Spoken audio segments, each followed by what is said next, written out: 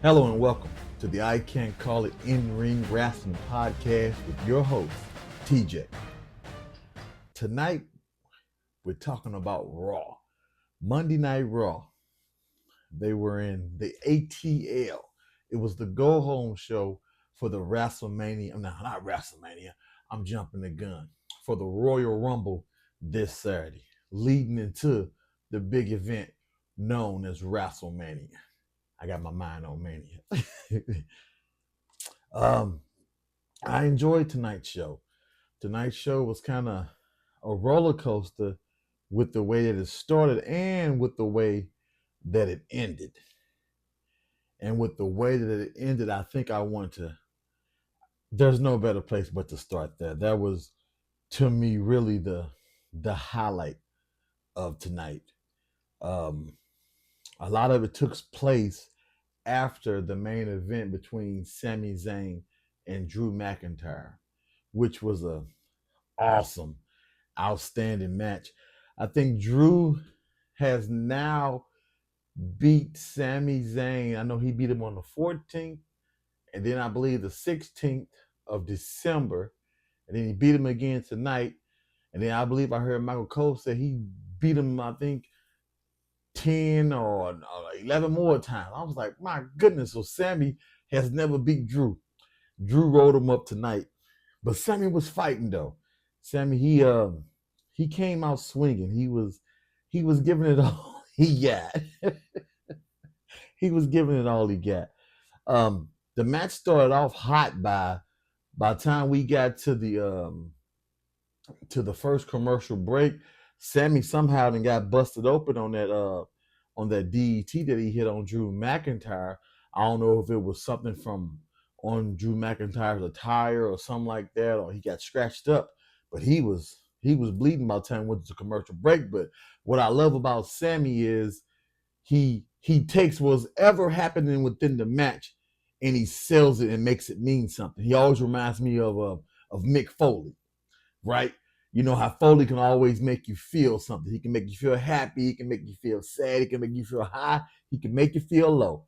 And Sami Zayn holds that same quality, always able to pull the crowd in, always able to captivate a crowd, to get us interested the more and the more into his matches. Like that's my biggest thing about Sami Zayn, the way he showcases that and he brings that to the ring each and every time that he wrestles. And tonight was nothing different. It was nothing different at all. Once Sami got the bleed and they got the rolling to the outside of the ring by the first commercial break, you was into it. You wanted to see Sami beat Drew. I think when they was either coming back from off commercial break or going to no, it was before they had went to commercial break. Drew McIntyre rolls out of the ring and tries to hit the Claymore on Sami. Sami moves and Drew goes crashing, landing on top of the announce table. That was a nice, pretty spot. But when they came back from the commercial break, I mean, Drew was pounding on Sami. He really made Sami, I guess you can say, try to earn the victory. Try to earn the victory. They had some real nice spots that they were going into. Sami, the way he was selling and feeding off the crowd, and just that whole thing, and Drew just continued to just pounce on him and just not give up, and eventually rolls him up, but he gets his foot on the ropes and he gets the 1, 2, 3. But the most interesting part to me on tonight was after the match. So after the match, Drew McIntyre begins to beat down Sami Zayn. And Cody Rhodes music hits. He comes out to help Sami. By that time, when Cody's brawling with Drew, my boy KO comes into the ring and gets the beating on Cody. Cody somehow ends up in the corner with Drew in front of him. Sami, of course, trying to do the haluva kick again and misses. And ends up, hitting Cody Rhodes. He got him good in the corner. So Sammy's standing there and he's looking all confused. And I love how they hinted once again of the Sami Zayn turn or the Sami Zayn teaming up with KO, of how KO just kind of pats him on his chest like he thanking him, and Sammy, he just looking just confused as he want to be. I popped when he hit that haluva kick on Cody. Like I was like, oh, he did it again, But he was looking so confused, standing there. And then Kevin Owens, he had a shirt on that said Sami Zayn forever. So it was real interesting and funny to see that dynamic. Like, okay, is Sammy gonna help KO win the match, and is KO going to try to help Sammy win the Royal Rumble? Like, that's very, very interesting. But I'm thinking that some kind of hiccup may occur, and it may give us Sammy versus Owens at the WrestleMania. But I'm hoping to see KO go over Cody. I know that's like the most not liked opinion, but KO has been really like giving it to Cody lately, to the point to where Cody's kind of on the edge and he looks like he's in a daze and he's breaking down. That was the interruption when Punk came out later on after this whole scene was over, when Cody was cutting a promo to his hometown. Punk comes out and interrupts Cody. But when he interrupts Cody, he basically just asking Cody, are you all right? And Cody, he's like, what you trying to say? I'm all right. And he goes into a whole spiel, just basically just telling him I guess the weight of the champion is on him. Not the weight of the belt per se, but the weight of the championship is on him. And I love how when Punk is in the ring, it always feels as though it's something important. It always comes off as though they're talking about things that happen within their day-to-day life that we all can either relate to, or we can visualize and get that feeling like, okay, I can see that happen. Believable, I guess would be the word. What Punk brings is a very strong believability to the ring, and that's I think, to me, one of the biggest thing and the greatest things within pro wrestling, when someone can make you believe within what they're doing within the ring. Now, granted, we all know it's work and we all know it's entertainment, but when they can take you out of that element and get you connected to where you believing in every word that they're saying, because they're mixing the truth and the story and the entertainment all together, nobody does it better than Punk. And Cody Rhodes, he really held on too. He was doing a nice back and forth with CM Punk that really set up, to me, a nice challenge for CM Punk versus Cody Rhodes. They kind of planted a lot of seeds that going into the Royal Rumble, of Punk wanting to win the Royal Rumble and wanting to get his main event, at Mania.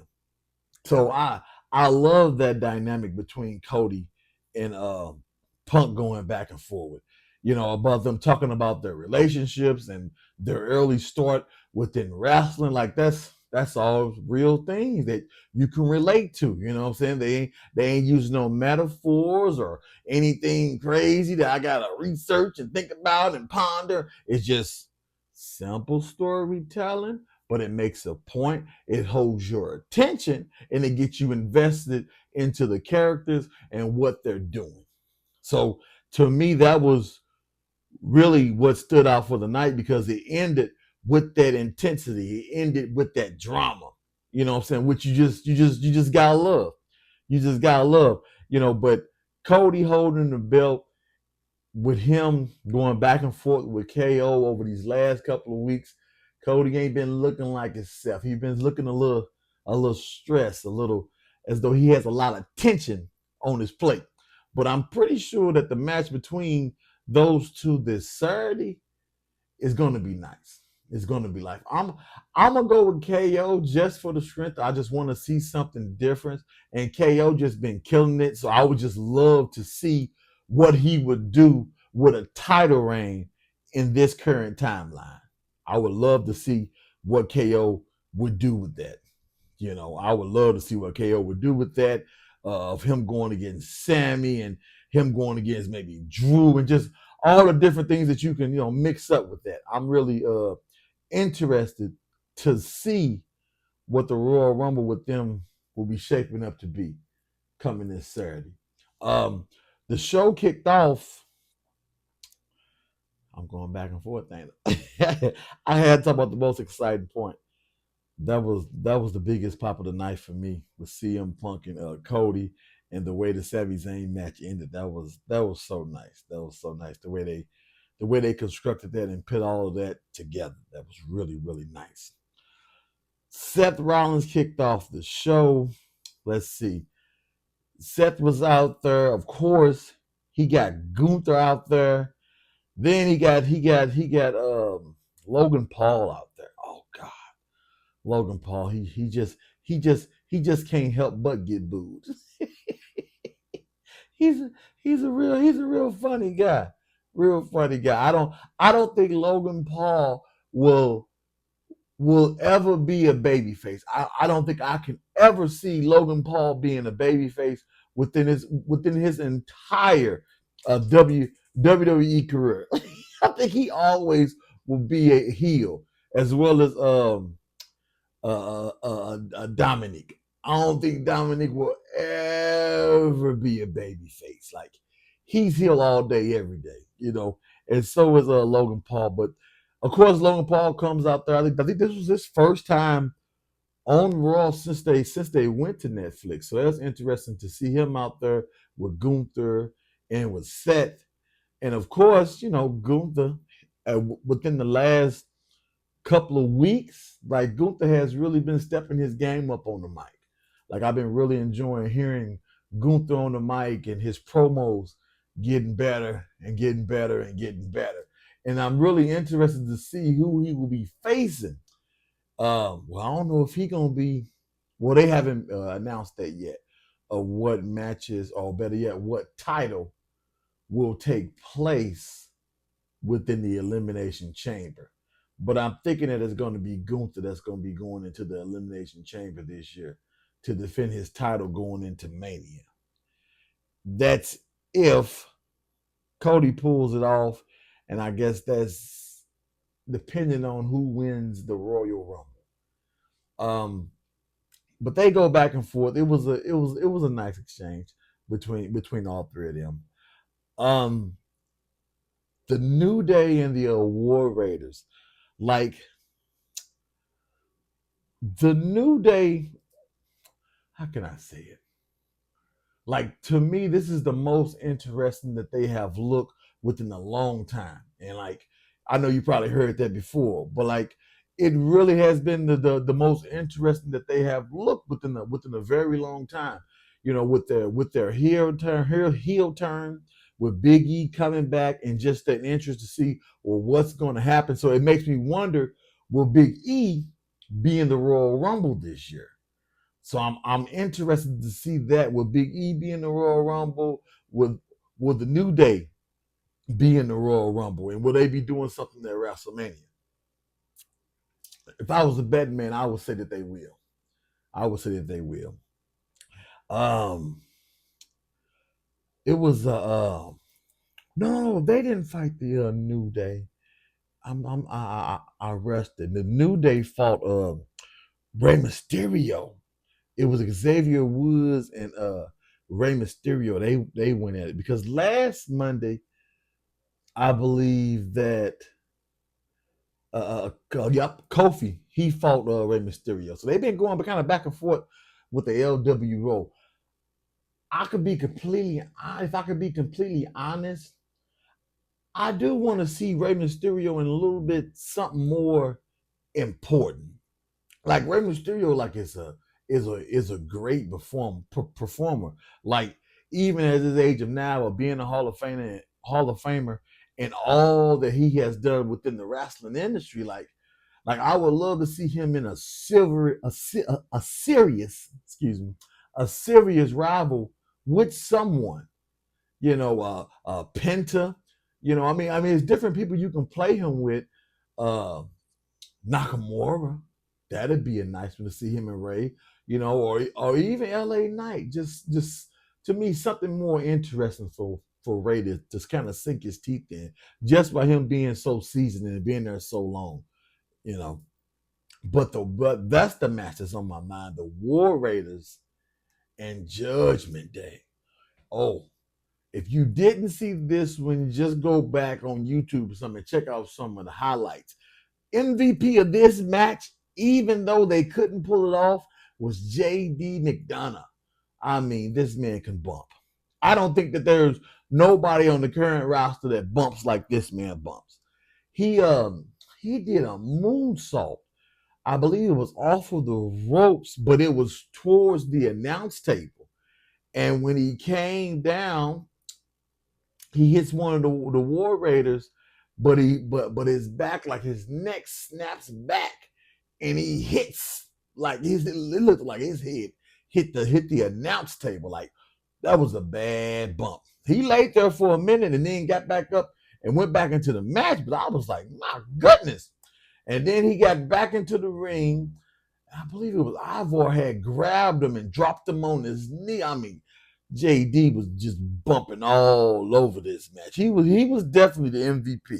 He was definitely MVP with the way that he was bumping. So I thought I thought by the way that he was bumping and going so hard in this match, I'm like, okay, they should have put the titles back on Judgment Day. Like, they like the War Raiders ain't had them for too long, but with the way he was going, I'm like, dude, you giving your all. Save it for WrestleMania. But it was a good match. It was a good match. It was exciting. It was exciting to see them go back and forth like that. And I guess the biggest thing was that JD McDonough was okay. That he was okay because for a minute there within that match, I got a little worried for him. I got a little worried for him. Because when he hit that table, when you go back and you watch it, when he hit that table, like I thought that the ref was gonna call it, somebody was gonna come out and call it because it was a nasty looking bump, but it may have looked worse than it actually was because he was able to continue the match. So he a soldier. Shout out to him. Oh, the big part I wanted to talk about my frustrations from this weekend. Jay Uso. Oh, when he faced Gunther this weekend and lost, I was frustrated. I was frustrated because I was in a way where I'm always excited to see Jay Uso perform. I'm always excited to see the interest, and I love his promos and just his whole package to what he brings to the ring.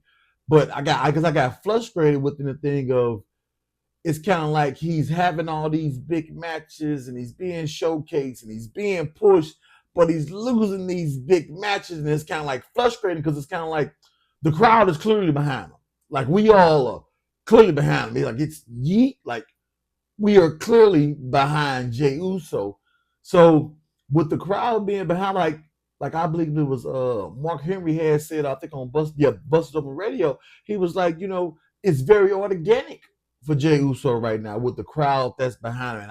And I completely agree. Like I'm hoping that some kind of way he makes his way to WrestleMania and gets into that main event and holds that championship up at the end.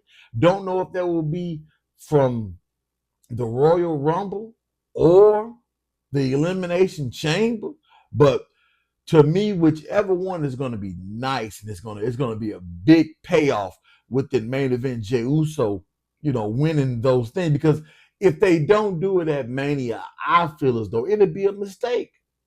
Because as hot as he is right now, just with everything just being organic with how his character came to fold and how he was a tag team and now he's a single and how it all just played out and he's doing his own thing and made some of himself like that. Like come on, you at least got to give him one run with the belt because it will be interesting to see what that they will do with him, or better yet, how would that rather add to the bloodline story. How would that add to the bloodline story of Jey Uso being champion?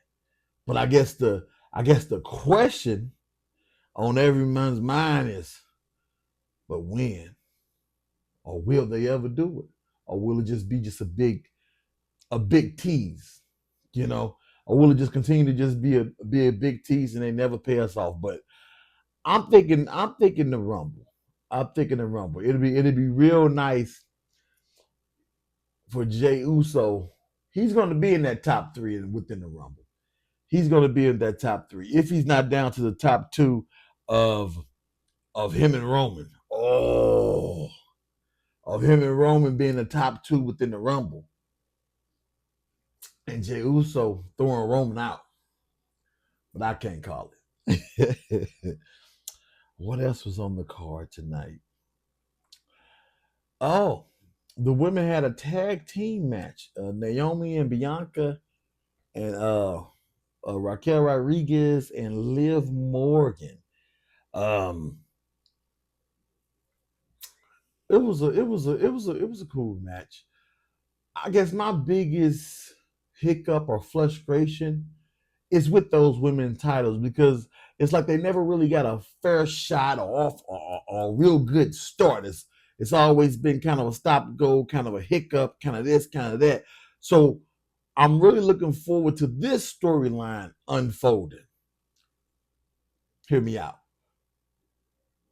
If when Jane Cargill got taken out, and the question on everyone's mind is, well, who took her out? I'm hoping and praying that it's Naomi. And the reason that I'm hoping and praying that it's Naomi is just simply because you can run Naomi and Bianca, you could run Naomi and Jay, like, create some type of interest around those women tag team belts, or create some type of interest around those women that are currently holding those belts. And I think that's a huge thing that those titles needs to draw some interest to them, because you got these two women out there that are like awesome performers, awesome athletes, can roll the crowd, don't miss a move in the ring. They deserve that spotlight. That's just my opinion about it. They deserve that spotlight because they can go, both of them. So that would be, to me, a beautiful main event match. Well, not main event, but one of the matches at WrestleMania of Bianca Belair and Naomi. I believe that they could put on a nice show, them two within the ring.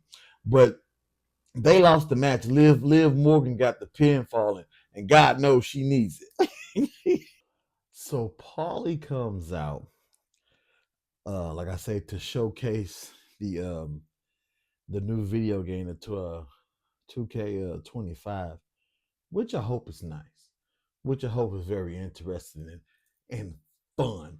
Sometimes when they do the video games, like if you remember, like back when they had SmackDown Shut Your Mouth, like they were old school games, but even the evolution of them, they were fun, they were interesting. Like sometimes when they got off into the 2K series, it got so serious it wasn't really fun to play anymore. So I hope this one really kind of keeps it fun, but using all the technology that we have today to keep it interesting at the same time. You know, so they dropped the big banner and everything, just celebrating that. Roman was the centerpiece on the cover, and Paulie was on there. So of course Drew comes out there because he just loves to rain on everybody parade. But he comes out there, grabs a mic. He reminds me so much of it's like him and KO, rather. They're like a mirror of each other, just with the way that they act and how they always got a conspiracy theory about something. Somebody always screwed them over. Somebody always did them wrong in some sort of way. But the funny thing is, within everything that they say, there's truth within it. within everything that they say, there's truth within it. So Drew McIntyre, his big hang up tonight was he was calling himself the daddy of the bloodline. The way Paul Heyman just kind of just looked at him like what? So he basically was calling himself the daddy of the bloodline because he said, well, if it wasn't for me, wouldn't none of this have started. You know, I kicked out Roman. This is back with the 2020 Royal Rumble. He kicked out Roman. He kicked out Brock because that's the one when Brock Lesnar was champion, but Brock entered into the Royal Rumble because he said, well, if I throw everybody out and win the Royal Rumble, I won't have nobody to face at WrestleMania. That was very, very interesting. I remember that back then. But that was like right before, everything went crazy for a little while. But Drew goes on to the main event at WrestleMania that year to win the championship. And that's when Roman goes away for a little while. Paulie goes away for a little while because Drew beat Brock. And then later on, when Roman comes back, he's with Paulie, and that's when we get the whole tribal chief character. So Drew was just kind of just going over, just kind of talking about that, But Drew's always a wild card, and I definitely would never count Drew out of winning this year's Royal Rumble. Because, this is like the second Monday within the row that Drew has main evented. So Drew's a top player. He's definitely a wild card. But that match with him and I think after that the match with him and Sammy had happened that I spoke about earlier. But and Seth and this was kind of disappointing to me. Sammy and Seth met backstage within the locker room. Sammy was trying to address what happened last week when he gave Seth the kick within the corner. So Seth basically was saying, well, okay, I'll believe you, I'll trust you, but if it happens again, then I know it wasn't an accident. So, Sammy said, oh, it'll never happen again, like that or whatever. But for Sammy to do it to Cody, I guess you could say he did it again. So now they asked the question of how they kind of link those two stories together to say, well, he did it again. Is it really an accident? So it kind of make you kind of ponder and wonder back to that story again. Will Sammy side with Kevin Owens, which I am really interested to see coming this Saturday. But I'm looking forward to probably that ladder match. That is really going to be. I'm gonna be watching that match very, very closely to see what it is, and hopefully we can see Jey Uso go over at the Royal Rumble. But that's the end of my podcast. Once again, I thank you for watching, and this is the I Can't Call It In-Ring Wrestling Podcast with your host TJ. I'll catch y'all on the next one.